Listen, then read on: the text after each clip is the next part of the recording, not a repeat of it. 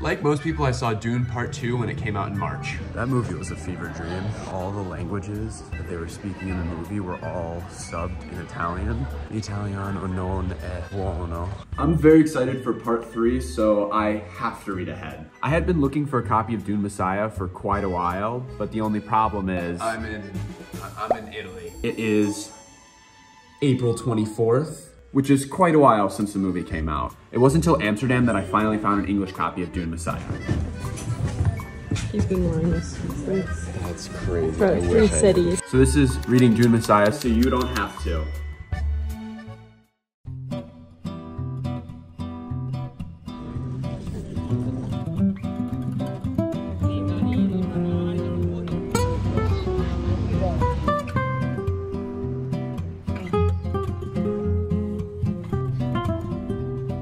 Since being back in Italy from Amsterdam, it's been like really nice out for whatever reason. It's been like 74 degrees, so right now, trying to find a nice spot to go read.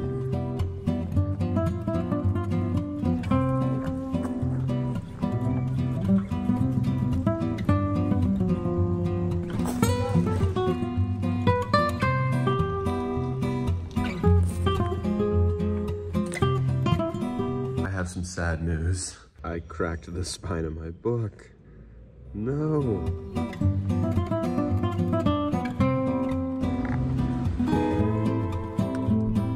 Look at all the fish.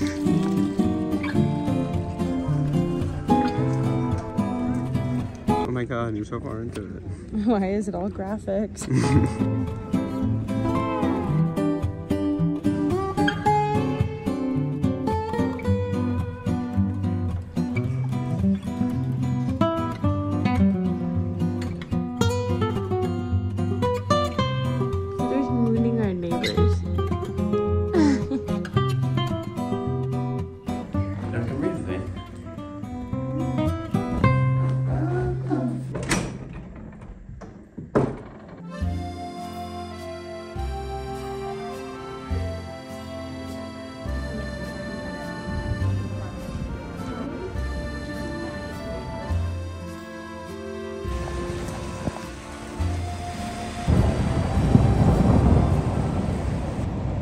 It's raining now, so it's like a cozy book reading weather, I guess. Who am I kidding? All weather is book reading weather.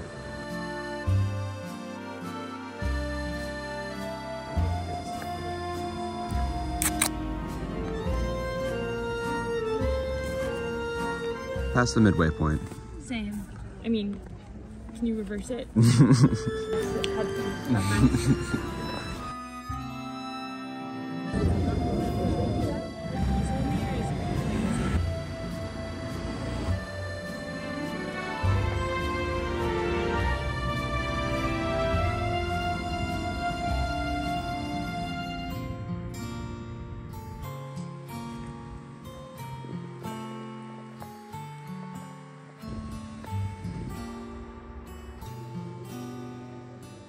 Where's my book?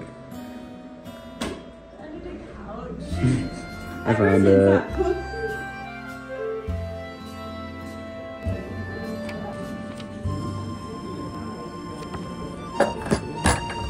And we're done.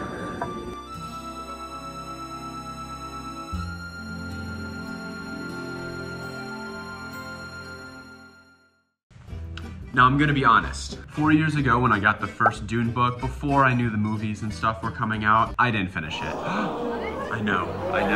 You need to leave! The beginning was a little bit slow for me and the world building was a little bit hard to get into. It was just overall a slow read for me. It took me a couple tries to finally finish it, and since then, and since watching the latest movie, I've just been hooked. The first novel mainly looks at how different environments affect the people that live in it, but ultimately people act for power and greed similarly to how they do in the real world. Dune Messiah in particular was an interesting read because it's a tale of the cost of power. Herbert cares less about big space battles and looks more at the social consequences of them. The novel does the opposite of its predecessor and subverts Paul's story in the first one and his climb to power.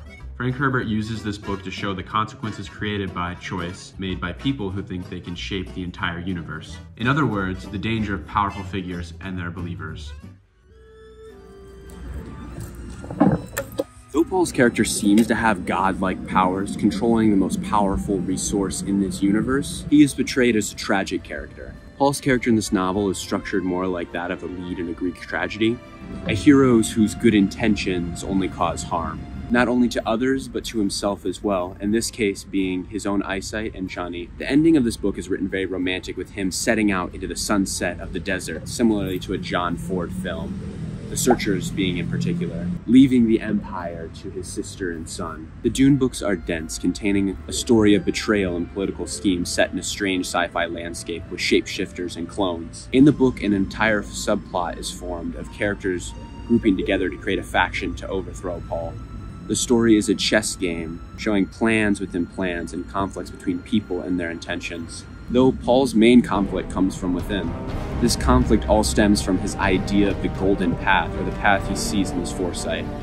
He believes he cannot change what he sees in his foresight, and he suffers through it. A specific event that shows his obsession with his foresight was his vision of the moon falling, and his madness that came with it. Man, I want to know what happens next. But I guess I will have to wait. Now, I didn't say this earlier when I filmed the rest of this video, but I've been thinking about the book for the past few days, and I do think Dune's an interesting case for a book because it's not like The Lord of the Rings where it's so cut and dry, like good versus evil, or like Star Wars being good versus evil, but it has Paul as like this morally ambiguous character. Like, I don't know, I think that's interesting. I mean, Herbert had to be aware of Tolkien's work, both works coming out within 10 years of each other, and I think he definitely had this in mind, and I think that's why Dune feels more real and feels, I don't know, like it could happen in like a galaxy far, far away, I guess. I give this book a 9 out of 10. I'm still trying to decide what I want to read next. Maybe I'll read the Game of Thrones series if I'm still feeling like maybe like a political fantasy novel, or maybe I'll pick up the third Dune book. And I would love some book recommendations.